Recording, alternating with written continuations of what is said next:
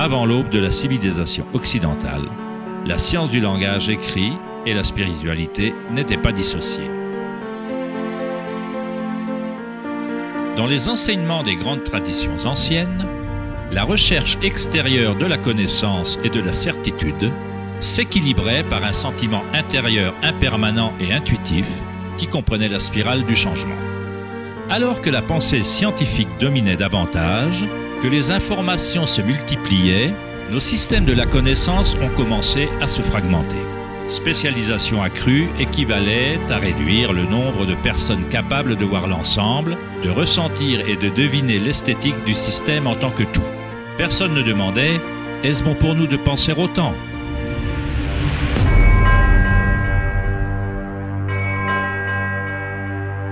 La connaissance ancienne est ici, elle nous entoure, cachée à la vue de tous, mais on est trop absorbé par nos pensées pour la reconnaître. Cette sagesse oubliée est la voie qui restaure l'équilibre entre l'intérieur et l'extérieur, le yin et le yang, entre la spirale du changement et le calme dans notre cœur.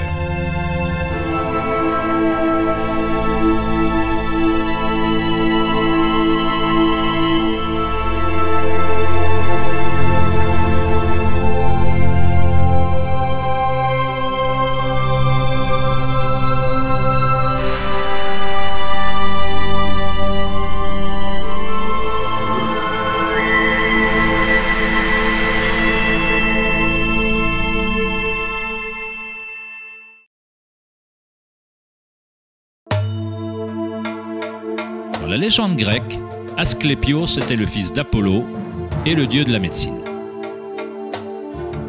Sa sagesse et ses talents de guérisseur étaient sans égaux, et on dit de lui qu'il découvrit le secret de la vie et de la mort elle-même. Dans la Grèce antique, les temples de la guérison d'Asclépios reconnaissaient le pouvoir de la spirale originelle, qui est symbolisée par le bâton d'Asclépios. On dit d'Hippocrate, le père de la médecine, dont le serment constitue encore le code moral de la profession médicale, qu'il fut formé dans un temple d'Asclépios. Ce symbole de notre énergie évolutionnaire reste à ce jour le logo de l'American Medical Association et d'autres organisations médicales de par le monde. Dans l'iconographie égyptienne, le serpent et l'oiseau représentent la dualité ou la polarité de l'énergie évolutionnaire du monde.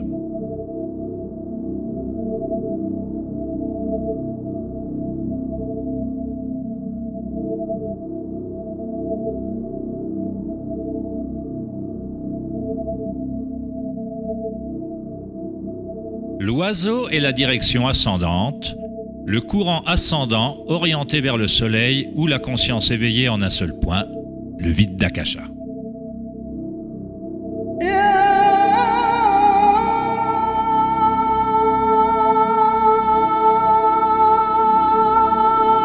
Les pharaons et les dieux sont dépeints avec l'énergie éveillée par laquelle le serpent de Kundalini remonte l'épine dorsale et transperce l'ajna chakra entre les yeux.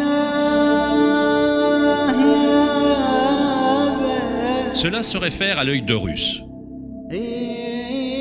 Dans la tradition hindoue, le bindi représente également le troisième œil, le lien divin à l'esprit.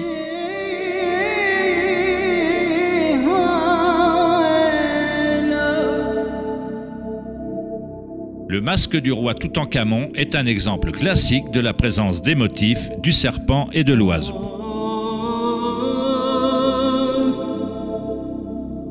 Les traditions mayas et aztèques associent le motif du serpent et de l'oiseau en un seul dieu, Quetzalcoatl ou Kukulkan.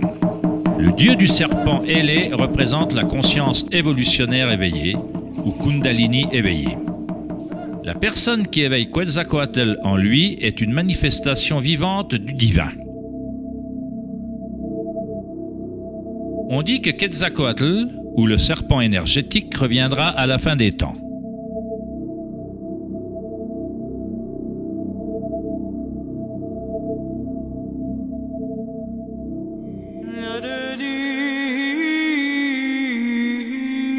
On trouve également les symboles du serpent et de l'oiseau dans le christianisme. Il se peut que leur véritable sens soit plus codé, mais ils signifient la même chose que dans d'autres traditions anciennes. Dans le christianisme, l'oiseau et la colombe, qu'on voit souvent au-dessus de la tête du Christ, représentent le Saint-Esprit, or Kundalini Shakti s'élevant au 6e chakra et au-delà. Les mystiques chrétiens appelaient Kundalini autrement, le Saint-Esprit. Il est dit dans Jean 3, 14, « Et de même que Moïse éleva le serpent dans le désert, de même faut-il que le Fils de l'homme soit élevé. » Jésus et Moïse ont éveillé leur énergie de Kundalini, amenant leur conscience éveillée vers les forces reptiliennes inconscientes qui incitent aux désirs humains. Il est dit que Jésus passa 40 jours et 40 nuits dans le désert sous la tentation de Satan.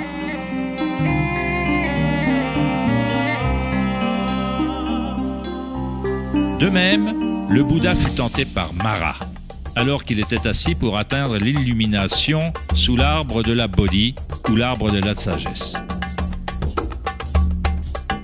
Le Christ, tout comme le Bouddha, durent se détourner de l'attrait des plaisirs sensoriels et de la cupidité de ce monde. Dans chaque histoire, le démon personnifie nos propres attachements.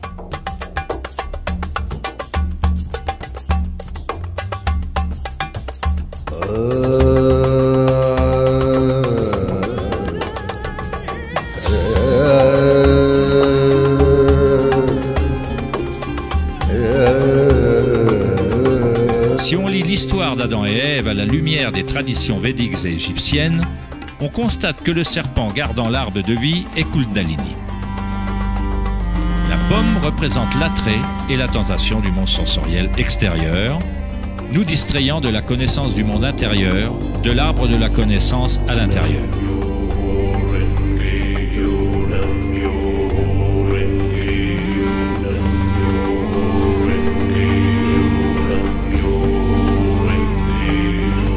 L'arbre est simplement le réseau de nadis, ou les méridiens énergétiques en nous-mêmes, qui forment littéralement des structures en forme d'arbre à travers le corps. Dans la recherche égoïque de la gratification extérieure, on se déconnecte soi-même de la connaissance du monde intérieur, du lien à Akasha et de la source de la sagesse.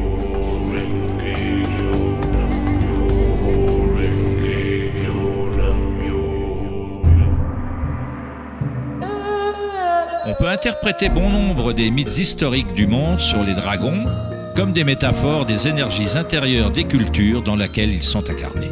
En Chine, le dragon est toujours un symbole sacré représentant le bonheur. Comme les pharaons égyptiens, les empereurs chinois anciens qui avaient éveillé leurs énergies évolutionnaires étaient représentés par des serpents ailés ou des dragons. Le totem royal de l'empereur de Jade, ou l'empereur céleste, montre un équilibre similaire à Ida et à Pingala. Le yin et le yang du taoïsme, qui éveille le centre pinéal, ou ce qu'on appelle le dantian supérieur dans le taoïsme.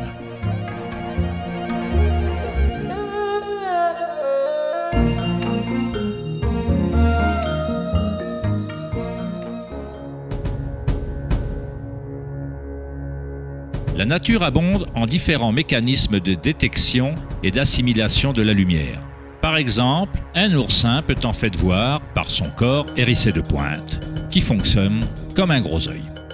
Les oursins détectent la lumière qui atteint leurs épines et ils comparent l'intensité des rayons pour se faire une idée de leur environnement.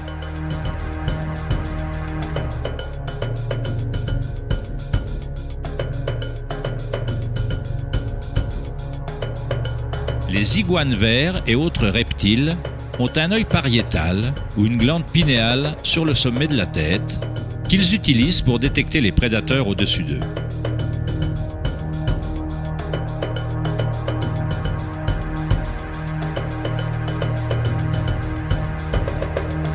La glande pinéale humaine est une petite glande endocrine qui qui sert à réguler les rythmes d'éveil et de sommeil. La glande pinéale est sensible à la lumière, bien qu'elle soit profondément ancrée à l'intérieur de la tête. Le philosophe Descartes reconnut que la région de la glande pinéale, ou le troisième œil, était le lien entre la conscience et la matière. La quasi-totalité du corps humain est symétrique. 2 yeux, 2 oreilles, 2 narines, même le cerveau a 2 hémisphères. Mais il y a une région dans le cerveau qui n'est pas réfléchie. C'est la région de la glande pinéale et de la périphérie du centre énergétique. Physiquement, la glande pinéale forme naturellement des molécules uniques comme la DMT. La DMT se forme également de façon naturelle au moment de la naissance et de la mort, faisant littéralement office de passerelle entre le monde des vivants et celui des morts. La DMT se produit de façon naturelle en état de profonde méditation et de samadhi ou par des substances entéogènes. Par exemple, en Amérique du Sud, on utilise l'ayahuasca dans les traditions chamaniques pour lever le voile entre les mondes intérieurs et extérieurs. Le mot même de pinéal a la même racine que la pomme de pin, car la glande pinéale présente un modèle de phyllotaxie spirale similaire. Ce modèle, également connu sous le nom de modèle de fleur de vie, est fréquent dans les œuvres d'art anciennes dépeignant des êtres illuminés ou éveillés. Dans les œuvres d'art sacrées, la pomme de pin représente le troisième œil éveillé. Une conscience qui dirige le flot d'énergie évolutionnaire en un seul point. La pomme de pin représente l'épanouissement des chakras majeurs qui s'activent quand Shushuma atteint et dépasse chakra Ajna. Dans la mythologie grecque, les adorateurs de Dionysos portaient un thyrse, ou un bâton géant orné de vignes et surmonté d'une pomme de pin, représentant à nouveau l'énergie de Dionysio, ou Kundalini Shakti, alors qu'elle remonte l'épine dorsale vers le corps pinéal au 6e chakra.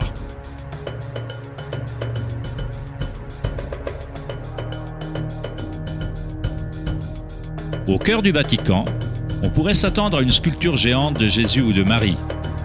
Mais à la place, s'y trouve une statue géante de pomme de pin. Ce qui indique que dans l'histoire chrétienne, il se peut qu'on ait eu connaissance des chakras de Kundalini, mais pour une raison ou une autre, on en a caché l'existence aux masses. L'explication officielle de l'Église est que la pomme de pin est un symbole de régénération et représente la nouvelle vie dans le Christ.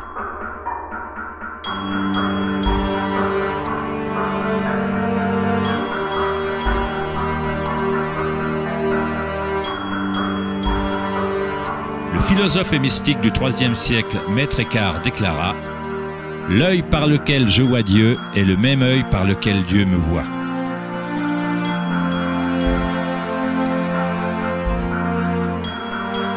Dans la traduction de la Bible du roi Jacques, Jésus déclara « La lumière du corps, c'est l'œil. Si donc ton œil est net, ton corps tout entier sera plein de lumière. »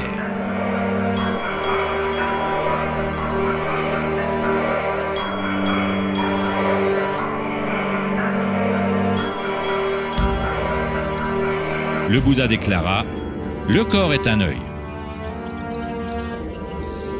Dans un état de samadhi, on est à la fois le soi et la conscience. Nous sommes l'univers conscient de lui-même.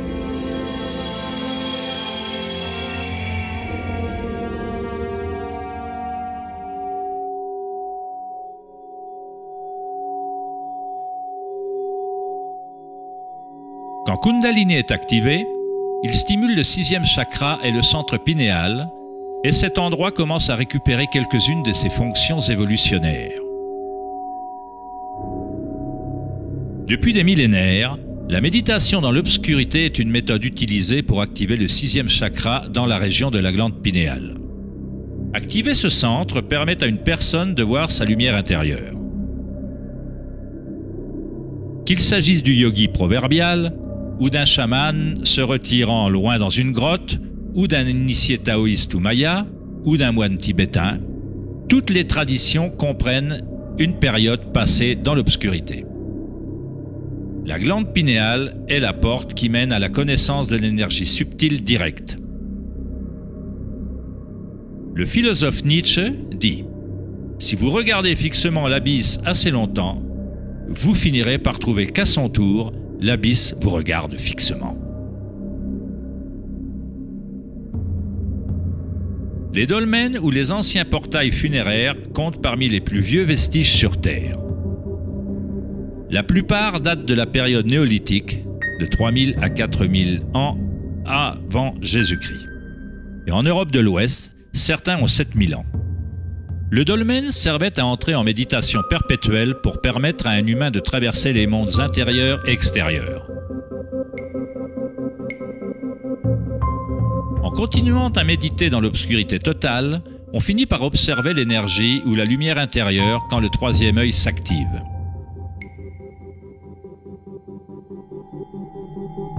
Les rythmes circadiens gouvernés par le soleil et les canaux lunaires ne contrôlent plus les fonctions du corps et de nouveaux rythmes s'installent.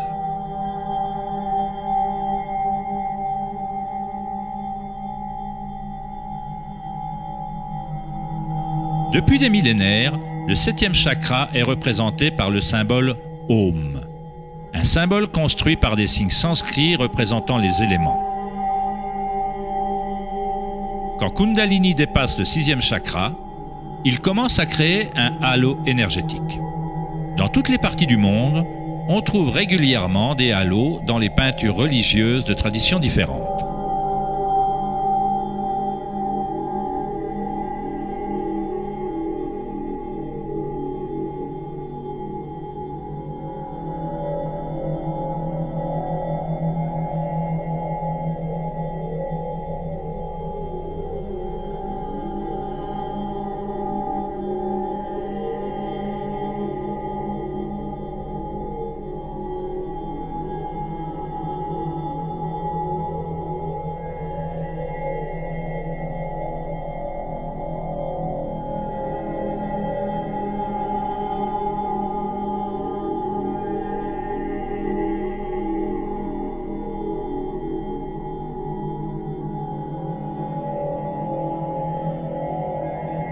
Le halo, ou la représentation d'une signature énergétique autour d'un être éveillé, est fréquent dans pratiquement toutes les religions du monde.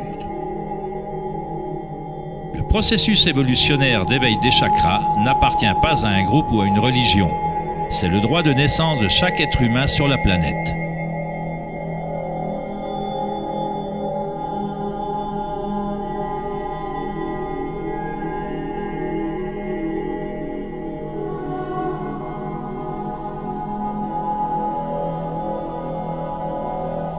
La couronne chakra est le lien au divin, ce qui dépasse la dualité, au-delà du nom et de la forme.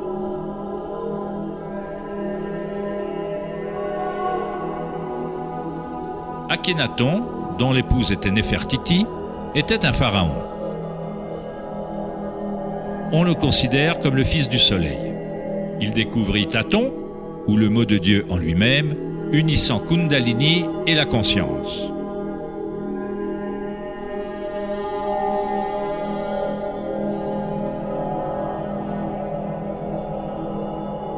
Dans l'iconographie égyptienne, la conscience éveillée est une fois de plus représentée par le disque solaire observé au-dessus des têtes de dieux ou d'êtres éveillés.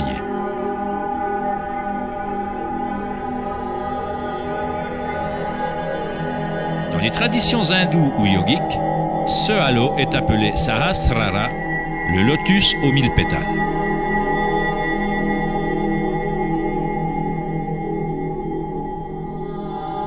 Le Bouddha est associé au symbole du lotus. Le modèle phyllotaxique est le même que celui qu'on trouve dans un lotus en fleurs. C'est le modèle de la fleur de vie, la semence de vie. C'est le modèle fondamental qui convient à toutes les formes. Il s'agit de la forme de l'espace lui-même ou d'une qualité inhérente à Akasha.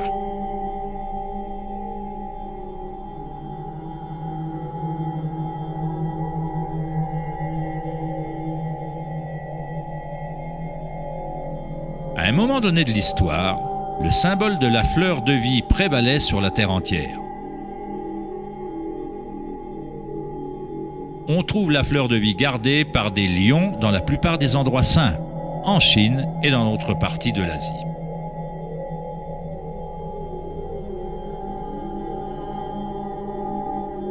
Les 64 hexagrammes du Yi King entourent souvent le symbole du yin et du yang, ce qui est une autre façon de représenter la fleur de vie. La base géométrique de tous les solides platoniques se trouve dans la fleur de vie. Fondamentalement, toute forme qui peut exister. La fleur de vie ancienne commence par la géométrie de l'étoile de David ou de triangles pointant vers le haut et vers le bas, ou ce qui serait un tétraèdre en 3D. Ce symbole est un yantra, une espèce de programme existant dans l'univers, la machine qui crée notre monde fractal. Yantra est utilisé comme méthode pour éveiller la conscience depuis des millénaires. La forme visuelle de yantra est une représentation extérieure du processus intérieur d'un développement spirituel. C'est la musique cachée de l'univers révélée, comprenant des formes géométriques entrecroisées et des modèles d'interférence.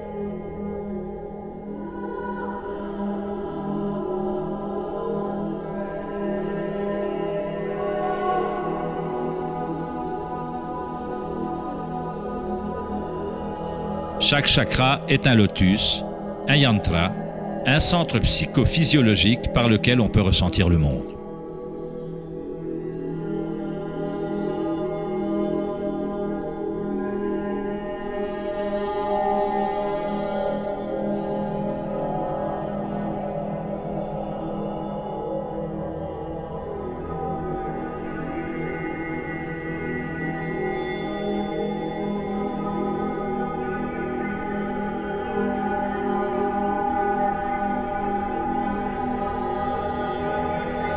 Un yantra traditionnel, tel qu'on peut le trouver dans la tradition tibétaine, est investi de nombreux sens qui incorporent parfois une cosmologie et une vue complète du monde.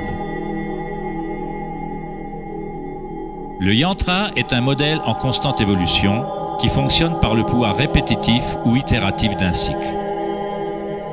Le pouvoir du yantra a pratiquement disparu dans le monde contemporain parce qu'on ne recherche que la forme extérieure et qu'on ne relie pas intentionnellement nos énergies intérieures.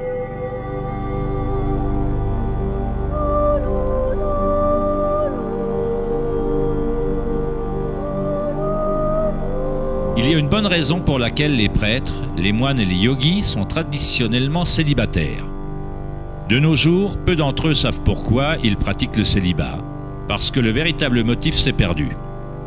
Si l'énergie est tout simplement investie pour produire plus de sperme et d'ovules, comme cela peut être le cas, alors il n'en reste plus autant pour élever Kundalini qui active les chakras majeurs. Kundalini est l'énergie de vie qui est également l'énergie sexuelle.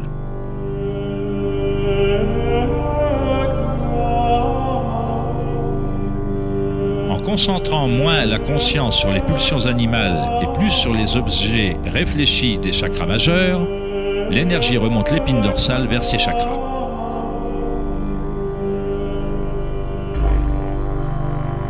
De nombreuses pratiques tantriques enseignent la manière de maîtriser l'énergie sexuelle pour acquérir des niveaux spirituels plus élevés.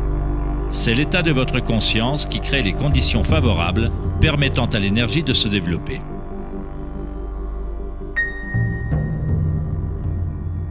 Il ne faut pas longtemps pour accéder à l'état de conscience. Comme le dit Eckhart Tolle,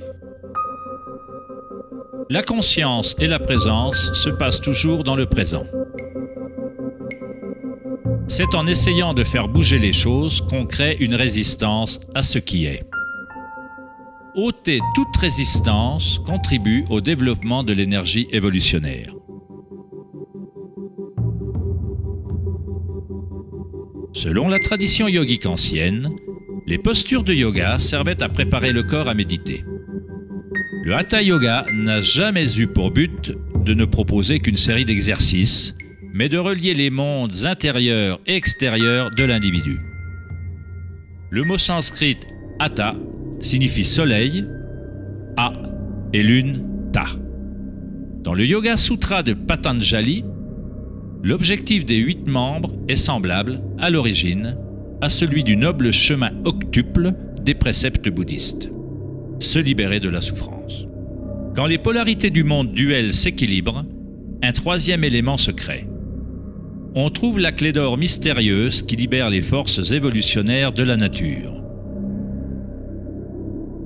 Cette synthèse des canaux solaires et lunaires constitue notre énergie évolutionnaire.